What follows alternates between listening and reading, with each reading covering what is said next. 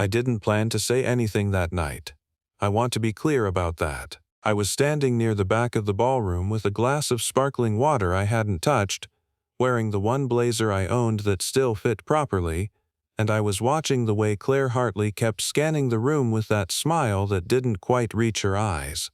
She was the guest of honor. She was supposed to be happy. And she almost was. Almost. The chandeliers above us threw soft gold light across the white tablecloths, and the sound of conversation hummed warm and low the way it does at the kind of party where everyone is performing their best version of themselves. I had been there for 40 minutes, spoken to exactly no one, and was calculating whether I could leave without it being noticed. And then Derek Weston stood up, and everything changed. The CEO of Meridian Group had just raised his glass.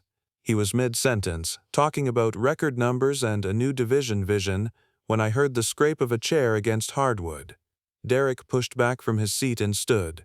The sound was small, but it cut through everything. Heads turned. The room went still in the particular way it does when something unexpected and slightly dangerous has entered the air.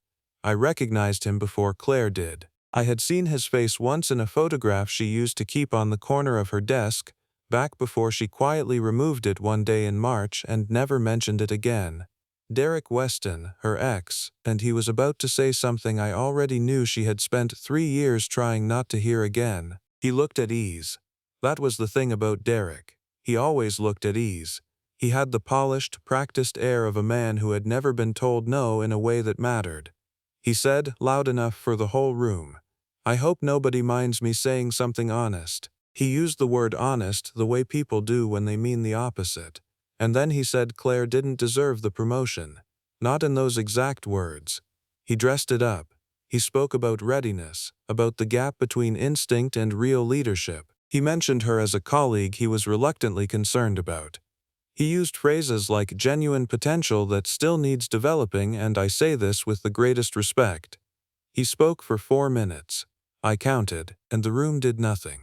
300 people and not one of them moved. The CEO had the frozen expression of a man deciding whether to intervene and deciding it was safer not to.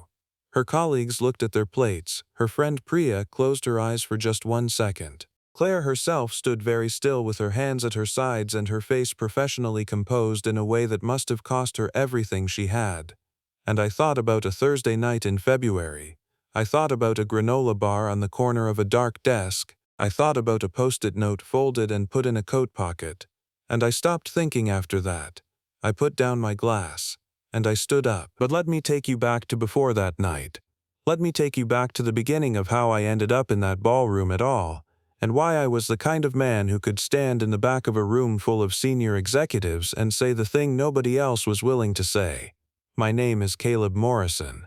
I'm 29 years old. I work as an operations coordinator at Meridian Group, a mid-sized marketing and brand strategy firm in Chicago. That title means I keep things running without anyone noticing they needed to be kept running. I process equipment requests and vendor invoices and overtime approvals.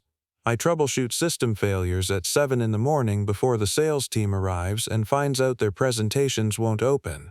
I schedule maintenance windows for software updates at hours when no one else is affected. I am, functionally, invisible.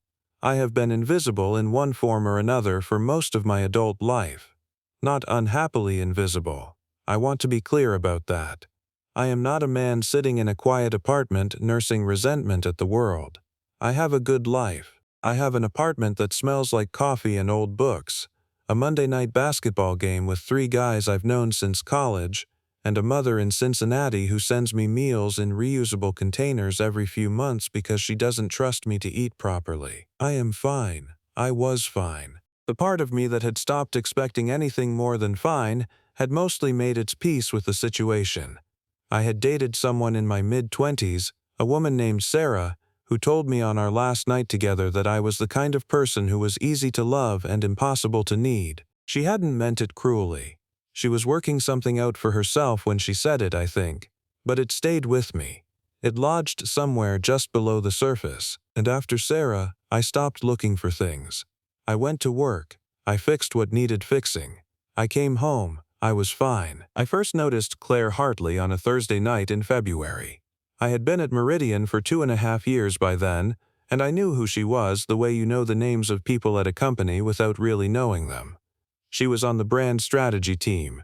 She spoke clearly in meetings. She had a way of listening to other people that made them feel heard without losing the thread of what she actually wanted to say. I had processed a couple of her equipment requests and emailed her once about a scheduling conflict in the third-floor conference room. That was the extent of it. And then I stayed late one Thursday night to run a network update that had to happen outside business hours. And at 11:15, when I came out of the server room on the 4th floor, I found her alone in the open office. Every overhead light had switched to its low nighttime setting. The city beyond the windows was a spread of quiet gold and dark. She was sitting at her desk, 3 takeout containers stacked to one side, surrounded by printed briefs and campaign boards, typing with the focused stillness of someone who had forgotten there was a world outside the screen in front of her. I almost walked past. I was tired, and my jacket was over my arm, and I had 15 minutes between me and my couch. But I stopped.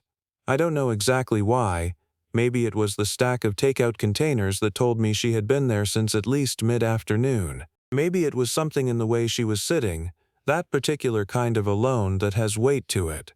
Not lonely, just shouldering something heavy by herself. I looked at the vending machine in the break room alcove. I went in and got a granola bar. I walked over and left it on the corner of her desk without saying anything. She didn't look up. She was so deep in whatever she was working on that she didn't register it at all. I left. The next morning there was a yellow post-it note stuck to the corner of my monitor. It said, "Thank you, mystery person," with a small drawing of a granola bar beside it, crooked and earnest. I peeled it off and put it in my desk drawer. And that was the beginning of something I didn't have a name for yet. I watched her work for the next 8 months. That sounds like more than it was. I wasn't hovering. I wasn't inventing reasons to be near her. I was just present. In the invisible way I was always present. And I paid attention. I saw how she handled the Harmon account when it nearly collapsed in April, working through a full weekend with 2 junior designers to rebuild a campaign deck the client had rejected at the last minute. I saw how she spoke to the interns during summer orientation, sitting down instead of standing at the front of the room, asking questions like she actually expected interesting answers. I saw her come out of a Monday strategy meeting once with her jaw set and her notepad blank except for a single sentence written at the top. I never found out what the sentence said. I learned that her coffee order was a medium dark roast with 1 sugar and no milk. I learned she was allergic to something in the standard office soap dispenser and kept her own small bottle in her top left drawer. I learned she had a habit of leaving her cardigan on the back of her chair and coming back for it 20 minutes after she left. I knew these things the way you know the rhythm of your own apartment, without deciding to, without it meaning anything I was prepared to name. Then came the Q3 campaign. The Q3 regional campaign was the one nobody wanted. The client was a mid-scale retail chain looking to reposition their brand identity toward a younger demographic, and the budget they'd allocated made the senior strategists shake their heads and pass it down the table. It landed on Claire's desk in late June. She could have delegated it or managed it quietly and delivered something adequate. Instead, she built it from the ground up. She ran focus groups on her own time. She redesigned the entire visual language of the brand over 6 weeks of evenings and weekends. She argued for a direction in strategy presentations that got dismissed twice before she came back a third time with data that nobody could argue with. The campaign launched in September and broke Meridian's Q3 revenue record by 19%. She was given the brand strategy director position 4 weeks later. I processed her office equipment upgrade order on a Wednesday afternoon and without thinking, because I'm apparently the kind of man who does things without thinking them through, I wrote "Congratulations, you earned this" on a post-it in my handwriting and attached it to the top of the request confirmation. 2 days later she appeared at my desk. She was holding the post-it. She looked at me and said quietly, "Was that you?" I said yes. She said, "How did you know what I'd been doing?" I said, "Because I've been watching you work for 8 months. A pause. Not in a strange way, just, you stay late, you fix things quietly. I noticed. She looked at me for a long moment I couldn't quite read. Then she smiled. It was different from her professional smile. Smaller and less rehearsed and entirely real. She said, "No one's ever said that to me before." She folded the post-it and put it in her pocket. I went back to my screen, but something in the air between us had shifted, and we both knew it, and neither of us said a word about it. And that was the beginning of something more difficult to name than everything that had come before. The promotion party was 3 weeks later. Held at Meridian's preferred hotel venue, 14th floor ballroom, capacity 300. I had been invited technically because I had supported the brand strategy team in a logistics capacity over the past year, which meant my name was on the general invitation list. I almost didn't go. I told myself I had no real reason to be there. I told myself it would be strange. Then I thought about Claire scanning a room full of people and not finding a single familiar face that felt like safety, and I put on my one good blazer and went. I arrived at 7. The room was already half full. The hotel had draped everything in soft cream and gold. There were speeches planned and a dinner served in stages and a small jazz trio in the corner playing quietly beneath the din. I found a spot near the back where I could see the whole room without being particularly visible myself. Claire was near the front with her manager and 2 senior partners. She was wearing a deep blue dress I hadn't seen before. Her hair was up. She looked exactly like what she was. Someone who had worked harder than anyone in that building for 3 years, and was finally being recognized for it. She also looked like someone waiting for the other shoe to drop. I noticed that. I noticed it the way I noticed most things about her, quietly and without being able to stop. And then Derek walked in through the side entrance at 7:40 with someone I didn't recognize, a man in a charcoal suit who seemed to be his connection inside the venue. I recognized Derek immediately. I recognized him before Claire did. I watched him find a seat in the 3rd row near the center aisle. I watched him lean over and say something to the man beside him while his eyes moved toward the front of the room. I watched the way he found Claire the way a spotlight finds a stage. And I felt something tighten in my chest that had nothing to do with jealousy and everything to do with recognition. I knew that look. I had seen men wear it before, not aimed at Claire specifically, but that particular look that certain people have when they are about to remind someone of their place. I stopped thinking about leaving. I put down my sparkling water, and I waited. The CEO took the microphone at 8:15 for the formal toast. He was mid-sentence, talking about the Q3 numbers and a new vision for the brand strategy division, when I heard the scrape of Derek's chair. He stood up. He said, "I hope nobody minds me saying something honest." He introduced himself as a former consultant, a longtime colleague and admirer of Claire's work. Then he said he wanted to make sure, in good conscience, that the firm understood what it was taking on. He spoke for 4 minutes. He said that Claire's success on the Q3 campaign should be contextualized within a support structure that had done the heavy lifting. He said the director role required a different kind of resilience than she had demonstrated under pressure. He said he had seen her freeze in client-facing situations. He used the word difficult twice in a way that made it about her rather than the work. He was measured. He was articulate. He was precise in the way people are when they have rehearsed their cruelty carefully enough to make it sound like concern. And the room did nothing. The CEO had the frozen expression of a man deciding whether to intervene and deciding it was safer not to. Claire's colleagues looked at their dinner plates. Priya pressed her lips together and stared at the floor. Claire stood very still with her hands at her sides and her face composed in a way that must have cost her everything she had. And I thought about February. I thought about 11:15 at night, and a dark office and 3 takeout containers. I thought about a post-it in her coat pocket. I thought about 36 months of overtime logs and late-night revision requests and one 19% revenue quarter that nobody else had wanted to touch. And I was on my feet before I had made any conscious decision to stand. I didn't shout. I didn't raise my voice or make it theatrical. I said, in a regular speaking voice that carried cleanly in the sudden quiet, "I'd like to respond to that, if I may." Derek looked at me the way men like him look at men like me, calculating whether I was worth engaging. He decided I wasn't because he smiled and said, "Be my guest." So I spoke. I said I was the operations coordinator for the brand strategy division and had been for 3 years. I said I processed every project resource request, every overtime approval, every vendor coordination order that came out of that team. I said what that meant, practically, was that I had a documented record of every hour of extra time logged on every project that had passed through Claire's hands in 36 months.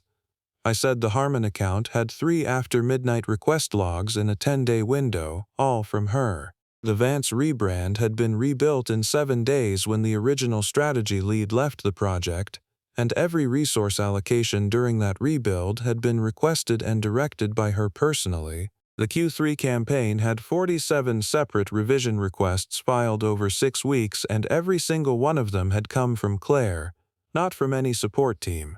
I said I didn't know who he was or what his relationship to Meridian was, but that I would be happy to pull the records and share them with anyone in the room who wanted to know who actually did the heavy lifting on the work he had just stood up to dismiss. I said the last sentence very calmly, and then I sat down. The room was silent for 3 full seconds. Then the CEO began to applaud, slowly at first, then joined by the table behind him, then spreading through the room the way things spread when permission has finally been granted. Derek remained standing for a moment longer. He looked at me once more. Then he sat down. He left before the dinner service ended. I did not watch him go. After the formal portion of the evening dissolved and the room broke into smaller conversations, I was getting my coat from the cloakroom when I heard her say my name. She was standing behind me, still in the blue dress, holding her evening bag in both hands. Her composure had not broken all night. It did not break now. But she looked at me in a way I had never seen before. A look that had weight behind it, like she was seeing something she had been trying not to see for a while. She said, "Why did you do that?" I said, "Because someone had to." She said, "You didn't have to." I said, "I know." She held my gaze for a moment longer. Then she said, very quietly, "I haven't eaten anything at my own party. There was too much happening and my throat was closed the whole night, and now I just want pancakes somewhere that doesn't have chandeliers." I said, "I know a place." Mel's was a 24-hour diner 6 blocks from the hotel. The kind of place with a counter and red vinyl stools and a menu laminated in 3 layers of plastic and a faint smell of coffee that had been brewing since before either of us was born. We sat in a booth near the back at 9:45 at night, Claire Hartley in her promotion dress and me in my one good blazer, and she ordered a short stack with maple syrup and I ordered coffee, and we talked for 2 hours and 40 minutes. She told me about Derek, not everything, just enough. 3 years. A slow erosion that had been so gradual she hadn't noticed it happening until she looked at herself one day and barely recognized what was left. She said he had a gift for making her feel like everything she achieved was in spite of herself rather than because of herself. Like her success was an accident she kept stumbling into. She said the worst part wasn't what he had said at the party. The worst part was that she had believed versions of it for so long that she still sometimes heard his voice when she was alone and not paying attention. I didn't say the things I thought I was supposed to say. I didn't tell her she was wonderful or that she should feel certain of herself. I let the silence sit for a moment, and then I said, "The granola bar was me." She put down her fork. She said, "What?" I told her about the Thursday night in February. The server room, the network update, coming out into the empty office at 11:15 and finding her alone in the dark surrounded by takeout containers. I told her I had gone to the vending machine and left it on the corner of her desk and walked home without saying anything because I didn't know what else to do. She stared at me, and then she laughed. It was sudden and real and bright, entirely different from every careful smile I had watched her wear all night, and it filled the quiet diner like a window being opened. She said, "It was you this whole time." I said, "It was just a granola bar." She shook her head and looked down at her plate. She said, "It was the first kind thing anyone had done for me at that company in about 6 months. I kept looking at that post-it note for weeks trying to figure out who it was." I said, "I never thought you'd notice." She looked up. "I notice everything," she said. "I just don't always say so." We sat there for another hour after that. The diner refilled and emptied around us and we didn't notice. She told me about her mother, who had once told her that the most dangerous thing a woman could do was make herself smaller to fit inside someone else's idea of her. She said she had nodded and understood at 16 and then forgotten it entirely at 22 when she met someone who was very good at making smallness feel like safety. I told her about Sarah and the easy-to-love, impossible-to-need thing. She was quiet for a moment. Then she said, "For the record, I think that's completely wrong. I think needing someone is the most honest thing you can be." I looked at her across the table in the diner light and thought something I was not ready to say yet, but I felt it settle into me cleanly, the way certain truths do when they find the right moment.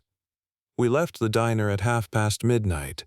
She took a cab east. I walked north. The city smelled like autumn and cold concrete and something on the wind that might have been rain. I walked the whole way home without taking the train. And I knew, by the time I reached my building and found my keys, that something in my life was over and something else had started, and I did not yet have the vocabulary for any of it. The weeks that followed were slow and careful in the way that the most important things often are. We did not suddenly become something. There was no single moment where everything was decided. It happened incrementally in the direction of light without announcing itself. We started having lunch at the same time. First coincidentally, then deliberately, though we pretended for a while that it was still a coincidence.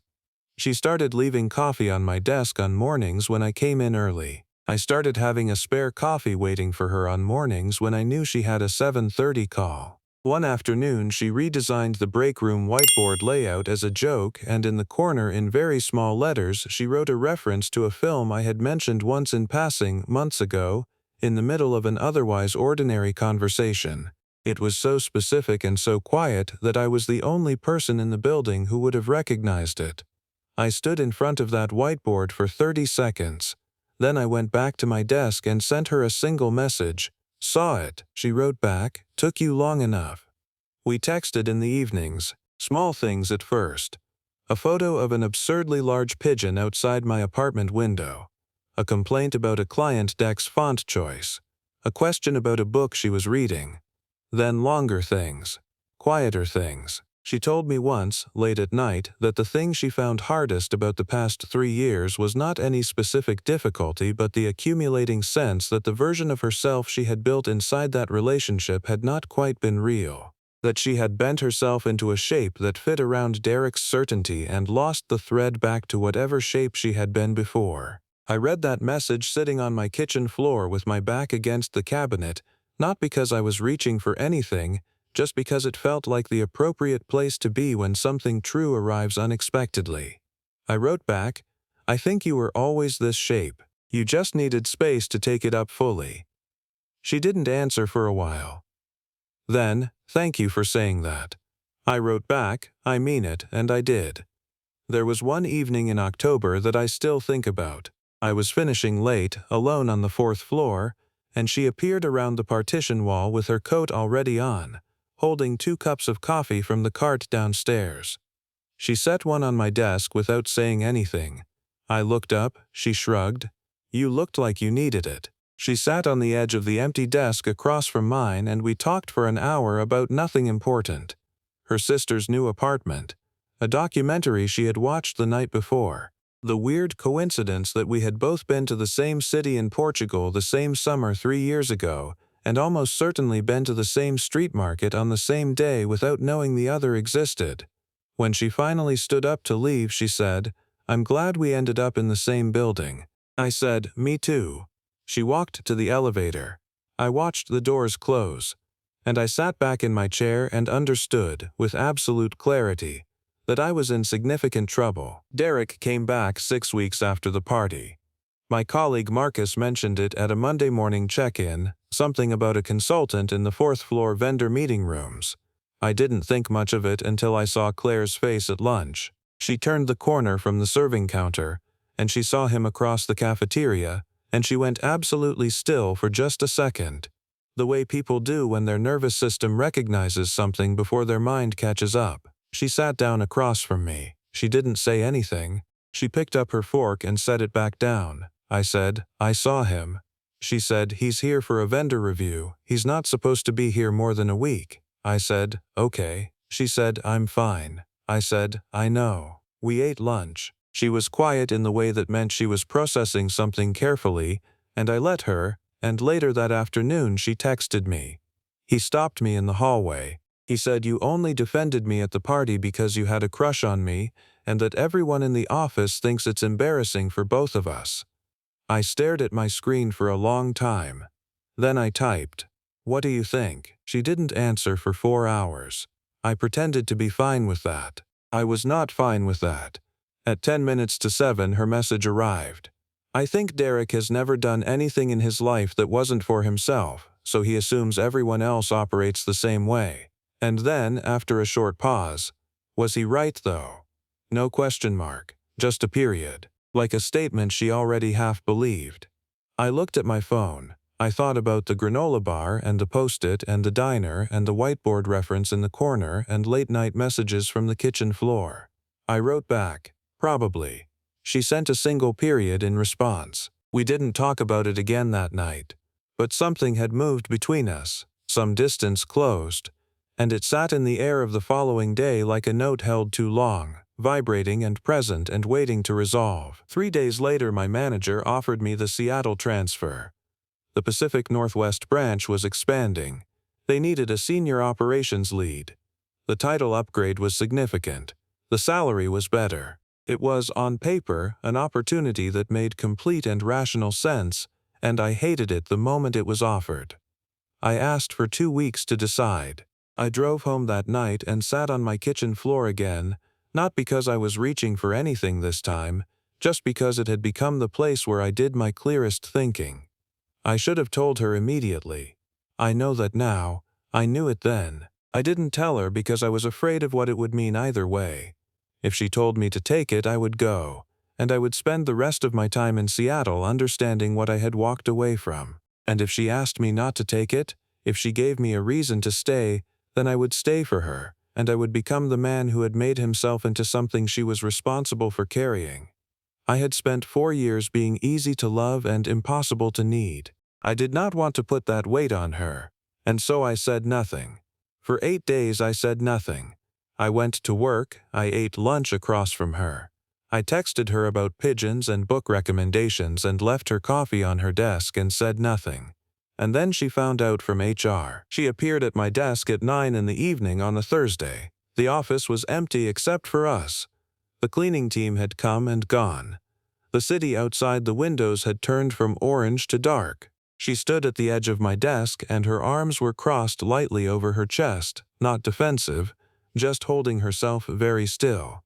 She said, "When were you going to tell me?" I said, "I haven't decided yet." She said, "What's there to decide?" Her voice when she said it was not hurt. It was not demanding. It was quiet and almost resigned, and it cut through everything I had been using to hold myself at a careful distance. I said, "You," just the word, nothing around it. She went very still. She said, "Caleb, don't." I said, "Why not?" She looked past me for a moment, out at the dark city beyond the glass. When she looked back, there was something in her face I had never seen before. Not the professional composure, not the warm and careful tone she used with colleagues. Something underneath both of those, something tired and real and completely unguarded. She said, "Because I have spent the last 3 months trying not to need you, and I don't know if it's working, and I don't know what to do with that." I stood up from my desk. I was close enough to see the exact color of honesty in her expression. I said, "How's that going? The trying not to need me?" She almost laughed. Her eyes went bright. "Not great," she said. "Terrible, actually, if you want the real answer." I said, "I stood up at that party because you were the only person in that room who had been doing things that actually mattered, and someone needed to say so." She nodded. I said, "I left you a granola bar in February because you were alone in the dark and you hadn't eaten and it was the only thing I had." She nodded again. I said, "I haven't accepted the Seattle transfer yet because every time I try to picture that city, I picture it without your texts at 11 at night and your coffee on my desk in the morning and your whiteboard references that only I understand, and I don't like that version of Seattle at all." She pressed her lips together. One tear moved down her cheek. She didn't wipe it away. She said, "I saw you stand up at the party and I thought, why does he do this? And then I thought, please never stop." I didn't answer with words. I took one step forward. She took one step forward. And we met in the middle of the empty office in the quiet that comes after something true has finally been said out loud. And that was the end of a very long silence between us. I didn't take the Seattle transfer. I wrote the email declining on a Friday morning, before I had coffee, before I could talk myself into rereading it a fourth time, and I sent it. Then I went to the diner. She was already there. She had arrived first deliberately, she told me later, because she had wanted to prove to herself that she wasn't waiting for me to lead, which was so entirely her that I could not do anything but sit down across from her and smile in a way I had not smiled in a very long time. We ordered pancakes. It was 10 in the morning and the autumn light was coming through the diner windows at an angle that made everything briefly golden. She reached across the table and took my hand. Her fingers were warm. She didn't say anything. I didn't either. We just sat there with the coffee and the maple syrup and the light, and the particular ease of two people who have finally stopped pretending they don't belong exactly where they are. I think about that morning sometimes. I think about the night of the promotion party, and the moment I stood up from the back of the room. I think about how accidental it was, how unplanned, how I had no speech prepared and no idea how it would land. I just saw someone I cared about standing alone in a room that had chosen not to see her, and I stood up. And that one choice, that single moment of refusing to sit still and look away, became the whole story. I think about that when people talk about the grand gestures that change lives, the declarations and the dramatic arrivals and the speeches at airports. Those things happen. But sometimes the thing that changes everything is quieter than all of that. Sometimes it's standing up when everyone else has decided it's easier to sit. Sometimes it's a granola bar on the corner of a desk at 11:15 on a Thursday night. Sometimes it's the man at the back of the room who has been watching someone work in the dark, and who finds one moment, one single moment where he can say clearly and out loud what he has known for a long time. That you earned this, that you have always been worth it, that someone was paying attention, that someone, when the room went quiet and the whole world looked away, chose to stand.